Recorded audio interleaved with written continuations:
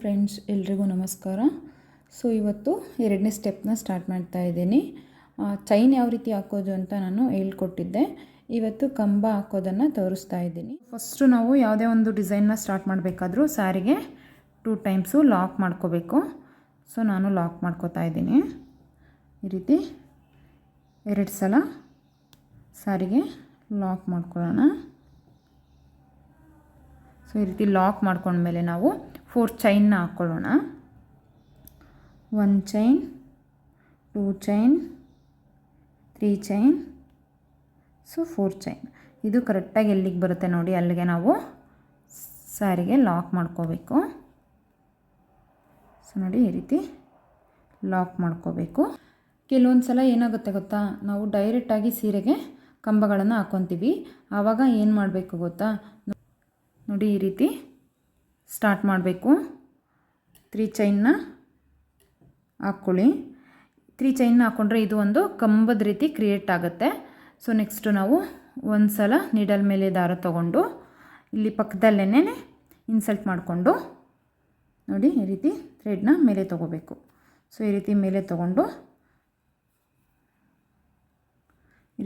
ತೊಗೊಂಡು ಎರಡರಲ್ಲಿ ಒಂದು. ಸೊ ನೋಡಿ, ಈ ರೀತಿ ಕಂಬ ಕ್ರಿಯೇಟ್ ಆಗುತ್ತೆ. ಸೊ ಸೇಮ್ ಅದೇ ರೀತಿ ಕ್ರೋಶ ನೀಡಲ್ ಮೇಲೆ ಒಂದು ಸಲ ಥ್ರೆಡ್ನ ತೊಗೊಳ್ಳಿ, ಸ್ಯಾರಿಗೆ ಇನ್ಸಲ್ಟ್ ಮಾಡಿ ಎರಡರಲ್ಲಿ ಒಂದು. ಸೊ ಈ ರೀತಿ ನಾವು ಕಂಬಗಳನ್ನ ಹಾಕ್ಕೊಬೇಕು. ಸೊ ನೋಡಿ, ನಾವು ಸ್ಟಾರ್ಟಿಂಗಲ್ಲಿ ಯಾವ ಲೆಂತಲ್ಲಿ ನಾವು ಕಂಬಗಳನ್ನ ಹಾಕ್ಕೊತೀವೋ ಅದೇ ಲೆಂತಲ್ಲಿ ನಾವು ಫುಲ್ ಸ್ಯಾರಿನ ಹಾಕ್ಕೋಬೇಕು. ಒಂದು ಉದ್ದ ಒಂದು ತುಂಡ ಈ ರೀತಿ ಹಾಕ್ಕೋಬಾರ್ದು. ಸೊ ಅದು ಫಿನಿಶಿಂಗು ನೀಟಾಗಿ ಕಾಣಲ್ಲ. ನಾವು ಈ ಒಂದೇ ಲೆಂತಲ್ಲಿ ಹಾಕ್ಕೊಂಡ್ರೆ ತುಂಬ ಚೆನ್ನಾಗಿ ಫಿನಿಶಿಂಗ್ ಕಾಣಿಸುತ್ತೆ. ಸೊ ನಾನು ಇನ್ನೊಂದು ಸಲ ಹಾಕ್ಕೋತಾ ಇದ್ದೀನಿ ನೋಡಿ. ಕ್ರೋಶ ನೀಡಲ್ ಮೇಲೆ ಒಂದು ಸಲ ಈ ರೀತಿ ಥ್ರೆಡ್ನ ತೊಗೊಂಡು ಪಕ್ಕದಲ್ಲೇ ಸ್ಯಾರಿಗೆ ಇನ್ಸಲ್ಟ್ ಮಾಡಿ, ಸೊ ಕೆಳಗಡೆಯಿಂದ ಥ್ರೆಡ್ನ ಮೇಲೆ ತೊಗೊಂಡು ಎರಡರಲ್ಲಿ ಒಂದು. ಸೊ ಈ ರೀತಿ ಮಾಡಿಕೊಂಡಾಗ ನಮಗೆ ಕಂಬಗಳು ಕ್ರಿಯೇಟ್ ಆಗುತ್ತೆ. ನೋಡಿ ಎಷ್ಟು ಚೆನ್ನಾಗಿ ಕಾಣಿಸ್ತಿದೆ ಅಂತಂದೇಳಿ ನಾನು ಎಲ್ಲ ಕಂಬಗಳನ್ನ ಒಂದೇ ಸಮ ಹಾಕ್ಕೊಂಡಿದ್ದೀನಿ. ಸೊ ನೀವು ಕೂಡ ಇದೇ ರೀತಿ ಹಾಕ್ಕೊಳ್ಳಿ, ತುಂಬ ಈಸಿ ಇರುತ್ತೆ. ಸೊ ಬಿಗಿನರ್ಸ್ಗೆ ಸ್ವಲ್ಪ ಕಷ್ಟ ಅನಿಸುತ್ತೆ.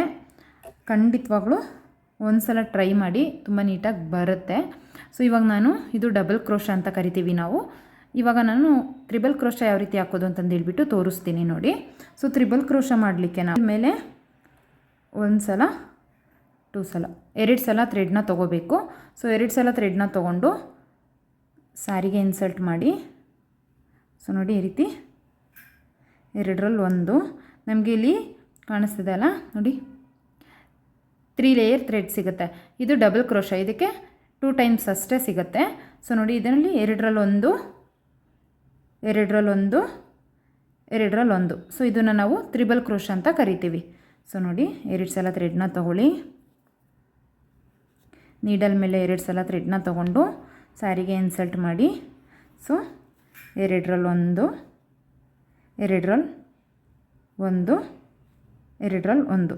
ಸೊ ನೋಡಿ ಎಷ್ಟು ಚೆನ್ನಾಗಿ ಕಾಣಿಸ್ತಿದೆ ಅಂತಂದೇಳಿ ಇದನ್ನು ನಾವು ತ್ರಿಬಲ್ ಕ್ರೋಶ ಅಂತ ಕರಿತೀವಿ. ಸೊ ಬಿಗಿನರ್ಸ್ ಕೂಡ ತುಂಬ ಈಸಿಯಾಗಿ ಮಾಡ್ಕೋಬೋದು.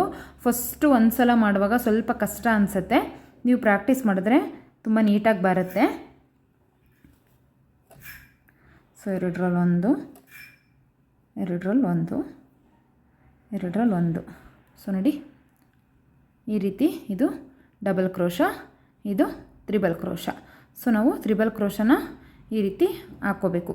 ಸೊ ನೋಡಿ, ಇದು ಕೂಡ ಅಷ್ಟೇ. ತ್ರಿಬಲ್ ಕ್ರೋಶನೂ ಕೂಡ ನಾವು ಫಸ್ಟು ಯಾವ ಲೆಂತಲ್ಲಿ ಸ್ಟಾರ್ಟ್ ಮಾಡಿರ್ತೀವೋ ಸೊ ಅದೇ ಲೆಂತಲ್ಲಿ ಫುಲ್ ಸ್ಯಾರಿನ ನಾವು ಹಾಕ್ಕೋಬೇಕು. ಆವಾಗ ಒಂದು ಒಳ್ಳೆ ಫಿನಿಶಿಂಗ್ ಬರುತ್ತೆ.